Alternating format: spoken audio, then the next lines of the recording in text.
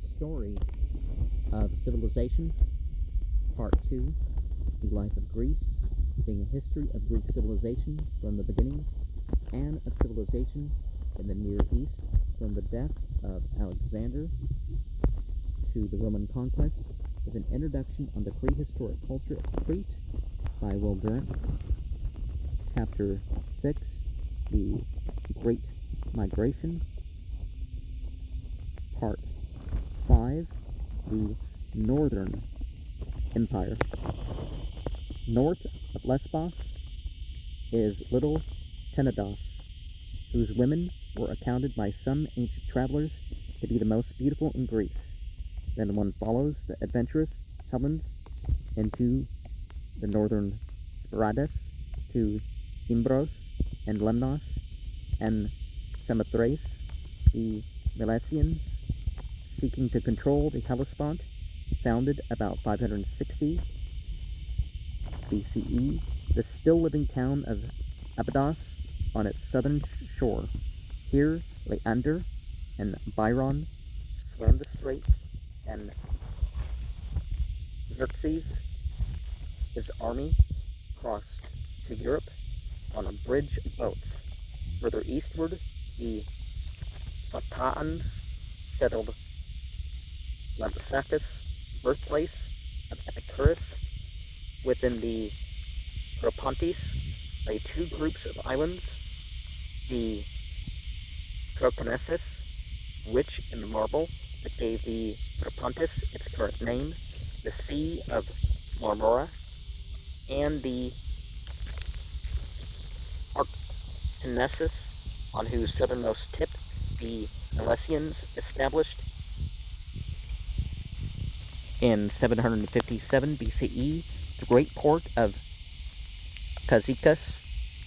Along the coast rose one Greek city after another: Panormus, Dascalium, Apamia, Chios, Astacus, Chalcedon. Up through the Bosphorus the Greeks advanced, hungry for metals, grains, and trade, founding Chrysopolis, now Scutari, and Nicopolis, city of victory. Then they made their way along the northern shore of the Black Sea, depositing towns at Heraclida, Pontica, Tium, and Sinope. A city splendidly adorned, says Strabo, with gymnasium, agora, and shady colonnades. Diogenes, the Cynic, was not above being born here. Then Amisus, Oenoa, Tripolis, and Trapezus, Trebizond, were Xenophon's 10,000 shouted with joy at the sight of the longed-for sea. Nearly all the cities mentioned in the chapter are still in existence, though under altered names. The opening up of this region to Greek colonies, perhaps by Jason, later by the Ionians, gave the mother cities the same outlet for surplus, population, and trade. The same resources in food, silver, and gold that the discovery of America gave to Europe at the beginning of modern times. Following the eastern shores of the Euxine, northward into Media's Chalkis, the Greeks founded Phasis and Dioscurias and Theodosia and Pentikapaton in the Crimea, near the mouths of the Bug and the Dnieper. They established the city of Olbia, Nikolab, at the mouth of the Aster, the town of Taras, and on the Danube, Troesmes. Then moving southward along the west shore of the Black Sea, they built the cities of Istras, Constanta, Kustenja, Tomi, where Ovid died, Odessus, Varna, and Apollonia, Burgos. The historically sensitive travel stands appalled at the antiquity of these living towns, but today's residents, engrossed in the tasks of their own generation, are undisturbed by the depth of the centuries that lie silent beneath them. Then again, at the Bosphorus, the Megarians, about 660, built Byzantium.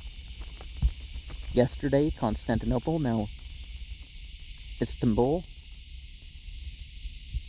The name was probably taken from Bazas, a native king.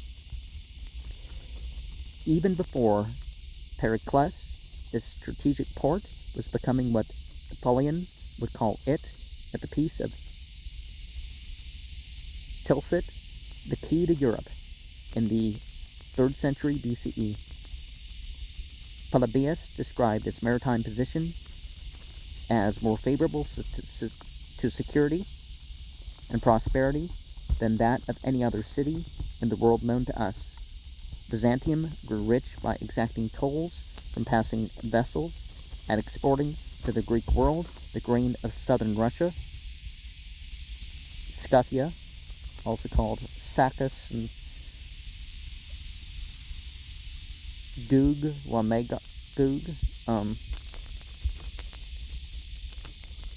and the Balkans, and the fish that were nettled with shameful ease, and they crowded through the narrow straits. You know, this Scythians, the people of Eurasia, were not just the Russians, and Gog and Magog were not just the Russians, but, you know, Ukraine through Moscow was a very important area of that, and over St. Petersburg, which had a different name. And the Balkans and the fish were nettled with shameful ease as they crowded through narrow straits, and its curving form and the wealth derived from the fishing industry that gave the city its latter name, the Golden Horn. Under Pericles, Athens dominated. Byzantine polities leveled tolls here to fill her treasury in time of emergency, and regulated the export of grain from the Black Sea as a contraband of war. Now, Cyrus the Great was known as the King of the Two Horns because his empire bordered that on one point and in the east, another point. Along the northern or Thracian shore of the Propontis, the Greeks built towns at Selymbria, Perinthus, Erogri, Pysantha, Annapolis, and Cestus. Later settlements were established on the southwestern coast, Thraca, at Aphrodisias, Anas, and Abdera, where Leucippus and Democritus, with the profound philosophy of atomistic materialism. Off the coast of Thraca lay the island of Thasos, bare and ugly as a donkey's back in the sea. Archilochus described it as so rich in gold and mines that their proceeds paid all the expenses of the government. On or near the eastern coast of Macedonia, Greek gold seekers, chiefly Athenians, founded Neapolis, and at Amphipolis, which was captured by Philip, would lead to the war in which Athens was to lose her liberty. Other Greeks, mostly from Chalkis and Eretria, conquered and named the three-fingered peninsula of Chalkidike, and by 700 had established 30 towns there. Several of them destined to play a role in Greek history: Stagirus, birthplace of Aristotle; Scion, Mende, Patidaa, Acanthus, Lana, Torona, and Olympus, captured by Philip in 348 BCE and known to us now through the oratory of Demosthenes. Recent excavations at Olympus have unearthed a town of considerable extent with many houses of 2 stories and some of 25 rooms. In the time of Philip, Olympus appears to have had 600,000 inhabitants. We may judge from the figure for a minor city the abounding fertility and energetic expansion of the pre-Periclean Greeks. Finally, between Chalcidic and Euboea, Ionian migrants peopled the Euboean Isles, Durantia, Pelagus, Icos,